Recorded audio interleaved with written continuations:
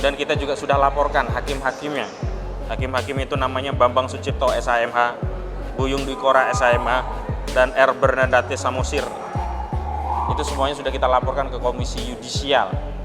Karena memang Komisi Yudisial yang berwenang untuk memeriksa ada tidaknya pelanggaran yang dilakukan oleh hakim-hakim. Dan kita sudah melihat ini pelanggaran berat, ini perkara rakyat. Dan mudah-mudahan Komisi Yudisial memberikan rekomendasi pemecatan pada 3 hakim yang memutus perkara tanpa dihadiri para pihak, tanpa pembuktian. Dan jadwal sudah ditetapkan, kita sudah datang, tidak dipanggil, tahu-tahu ada informasi melalui IKOT dan ternyata kita dikalahkan.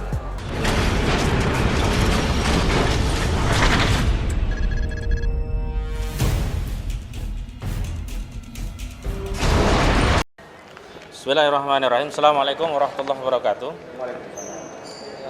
Tadi sebagaimana sudah dijelaskan oleh Bang Egy Sujana, sebenarnya kalau persoalan putusannya debatable lah. Bisa saja kita menang, bisa saja kita dikalahkan. Tapi persoalannya adalah prosedur dalam proses pemutusan itu yang bermasalah. Yang pertama, putusan itu tidak dibacakan oleh hakim di depan para pihak dan harusnya itu terbuka untuk umum. Yang kedua, tidak ada proses pembuktian sebagai dasar pertimbangan dari putusan. Bagaimana mungkin ada putusan tanpa pertimbangan? Bagaimana mungkin ada putusan yang tidak dihadiri para pihak dan hanya dikirim melalui layanan e-court? Maka karena itu kami menempuh upaya-upaya yang lalu kita sudah mengadu ke Ombudsman Republik Indonesia seminggu yang lalu. Itu dalam rangka untuk meminta Ombudsman memeriksa dugaan ada maladministrasi dalam layanan peradilan. Layanan peradilan seperti ini tentu merugikan masyarakat mencari keadilan. Kemudian kita juga sudah laporkan hakim-hakimnya. Hakim-hakim itu namanya Bambang Sucipto SHMH, Buyung Dwi Kora SHMH, dan R. Bernadette Samosir. Itu semuanya sudah kita laporkan ke Komisi Yudisial. Karena memang Komisi Yudisial yang berwenang untuk memeriksa ada tidaknya pelanggaran yang dilakukan oleh hakim-hakim. Dan kita sudah melihat ini pelanggaran berat, ini perkara rakyat. Dan mudah-mudahan Komisi Yudisial memberikan rekomendasi pemecatan pada 3 hakim yang memutus perkara tanpa dihadiri para pihak, tanpa pembuktian. Dan jadwal sudah ditetapkan, kita sudah datang, tidak dipanggil, tahu-tahu ada informasi melalui IKOT dan ternyata kita dikalahkan. Didahulukan. Dan ternyata prosesnya lebih dahulu informasi IKOT daripada jadwal yang sudah ditetapkan.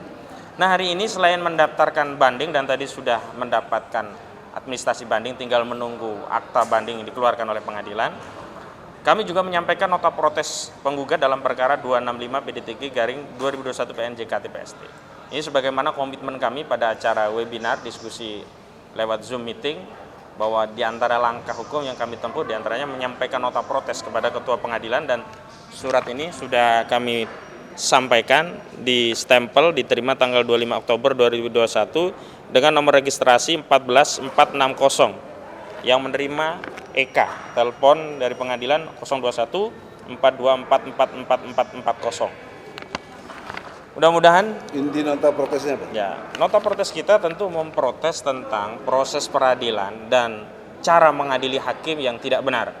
Proses peradilan yang tidak menghadirkan para pihak dan cara mengadili yang tidak memberikan keadilan dalam prosesnya. Padahal kami berulang kali menyampaikan kepada hakim-hakim ini. Kami pernah protes kenapa? Karena surat kuasa dari tergugat DPR RI tidak dilengkapi. Kami pernah protes karena berulang kali ditipu oleh kuasa DPR RI yang katanya akan menyampaikan surat kuasa akan dilengkapi, ternyata tidak. Dan kemudian ya kami menyampaikan juga protes ketika itu, kami sampaikan kepada majelis hakim, kalau kami penggugat tidak mendapatkan keadilan dalam prosesnya, bagaimana mungkin kami mendapatkan keadilan dari keputusannya? Ternyata benar apa yang kita duga. Kita mendapatkan keputusan yang tidak adil dari sebuah proses yang tidak adil. Nah, ini yang kita komplain kepada Ketua Pengadilan. Terserah mereka nanti melakukan apa, karena memang prosedur ini prosedur yang baru, kami sampaikan saja karena agar Ketua Pengadilan juga tahu bahwa kita tidak terima diperlakukan tidak adil seperti ini, dizolimi seperti ini. Sementara proses ke Komisi Yudisial dan juga proses ke Ombudsman biarlah tetap berlanjut, dan hari ini kita mengajukan banding sebagai upaya hukum terhadap pokok perkaranya. Di luar pokok perkaranya terhadap hakimnya, terhadap proses persidangannya, terhadap layanan peradilan yang juga kita ambil langkah hukum. Demikian dari saya. Assalamualaikum warahmatullahi wabarakatuh. Assalamualaikum warahmatullahi wabarakatuh.